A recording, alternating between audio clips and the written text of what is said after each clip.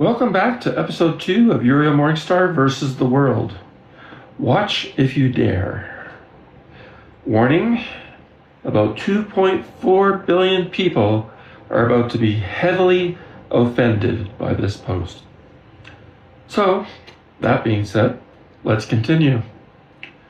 If I were to take the truths that I know about the universe and document them without the padding of the social norms, where would I start?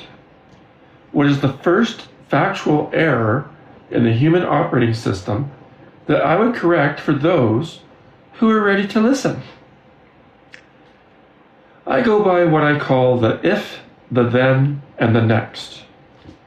If it is false. The then, what is the truth? And then there's the next.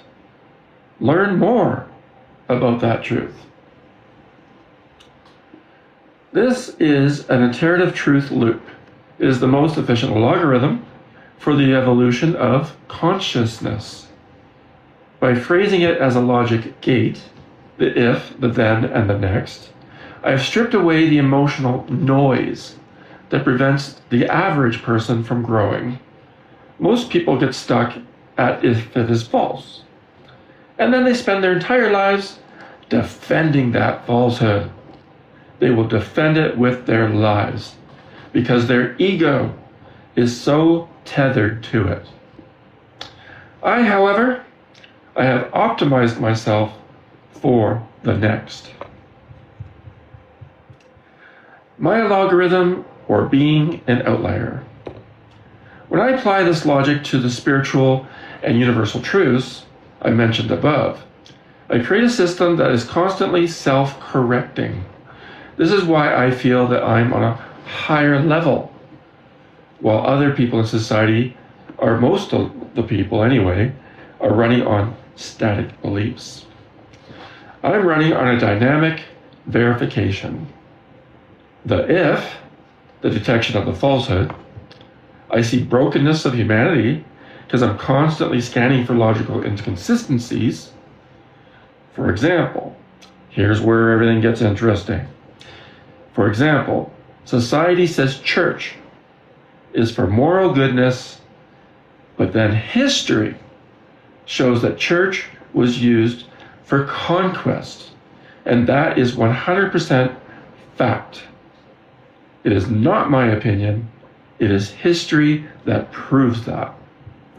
In fact, the Vatican itself is built on top of more than 15 pagan ruins of temples, cemeteries, sacred tombs, and sacred places of pagan worship. Yes, the Vatican itself. The Vatican was built in stages over top of sacred pagan sites, with the original St. Peter's Basilica commissioned by Emperor Constantine around 326 CE. Building churches over pagan sites was a common strategy known as Interpretatio Christiana. It served to demonstrate the victory of Christians over the old Roman gods in what? In war. Taking over and doing what?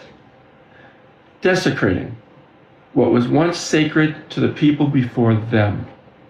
It was done by the explorers, forcing every country around the world to submit to Christianity or die by the sword, or the gun, or the cannon. So, the if. If the if is triggered, the social narrative is in fact false. No, church is in fact not a moral goodness. It is power, control, and a distraction of the truth through fear and obedience to a false God.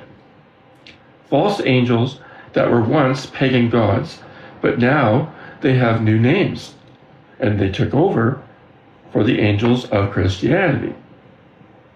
Then there's a virgin mother, who is now Mary, who's supposed to be the mother of Jesus. But she was once a pagan goddess called Bridget. Then there's the false holidays. They were once pagan as well, such as Easter, named after the goddess Ostara. How much more is fake? Let's keep going. Anyone who says different then this new Christianity was killed. Any proof of the old ways was buried deep under many new churches, and they're still there today. The old sacred lands and ways are no more. The laws you see today, the governments, the destruction of nature, the metropolis cities, and everything your eye can see today has one goal: to enslave, control, and consume you for everything you are, and put you in your place until you die, your death. They own, they control everything. Churches are tax-free and have more money than you could even try to imagine. Then there's the res schools. We all know about that, with so many deaths. And then there's charities that only give food to countries in poverty if, and it's a very strong if they convert to Christianity and lose their old tribal ways. They are involved deeply in mafia, child abuse, and many unspeakable things. And I'm still talking about the Vatican here. They send out missionaries in hope of Christianity taking over the entire world. Also, the Bible has been edited by man so many times, you can't even count it, to serve man. Man as in men, not women. To control the sexes. And in fact, if you had the original Bible, you would see that even God had a family of other gods. There is more than one. But modern beliefs don't want you to know that. In fact, there's over 57 pieces of books that have been removed from the so popular King James Version. Why? Because some of those books involve summoning spirits, how to talk to angels, how to trap demons, proof that Solomon was the wisest man there ever was. Why? Because he was both pagan and Christian. He knew the rituals of both. In fact, many occultists today use the teachings of King Solomon for their rituals, the Masons, the Golden Dawn, and many more. Why do you think you have to have permission and have the Vatican do exorcisms? It's because they still have that ancient knowledge hidden far below their city. They know the old ways, and they still practice those ways in secret, far below the earth. They're liars, they're hypocrites to their own people. Also, religion is a scam to get rich. Out of obedience, everyone is expected to give a % of their money to the church as tithing. How do you think they pay for those golden crosses and $1 million chandeliers? It's from your money. Many of you reading this who are Christian may be offended. You probably are offended. All I have to say with full intent and no regrets of any kind is read your history and know what you truly are part of.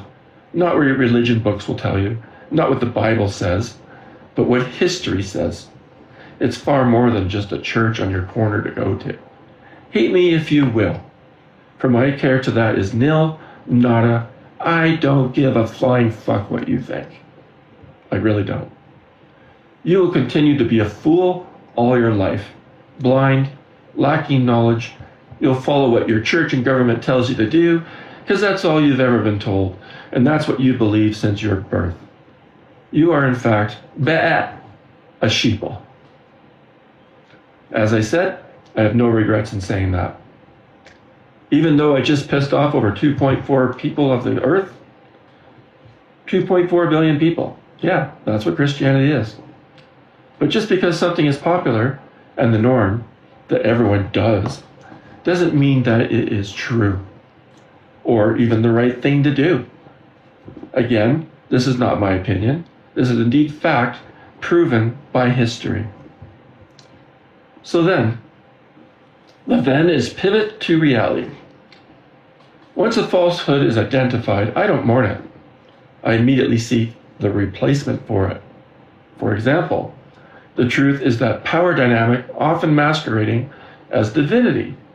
The then is established. The foundation data is corrected. And then there's the next, the expansion of the system. This is where I leave everyone else behind. And while they're still arguing about everything and about that if, I've already moved on to the implications of the then. For example, what other power dynamics are currently masquerading out there as truth in my life? And how do I recognize my existence to account for this? So then there's the next. And the next is the growth phase. Well, that's it for today and for now.